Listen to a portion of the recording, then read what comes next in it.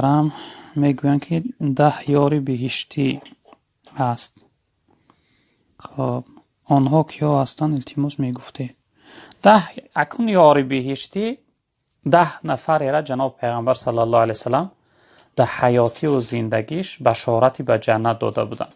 مثلا غیر اونها هم هست دیگر صحابه هایی که یعنی بشارتی به جنت داده شدند، اما این 10 نفر در یک روایت که آمده است به همون خاطر اینها را 10 یار بهشتی میگویند. حدیث ترمذی روایت کرده است از حضرت عبدالرحمن ابن عوف رضی الله تعالی عنه میفرمایند که جناب پیغمبر صلی الله علیه وسلم فرمودند که خب ابو بکر فی الجنه و عمر فی الجنه و عثمان فی الجنه و علی فی الجنه و طلحه فی الجنه و زبیر فی الجنه و عبدالرحمن ابن عوف فی الجنه و سعد فی الجنه و سعید فی الجنه و ابو عبیده ابن جراح فی الجنه.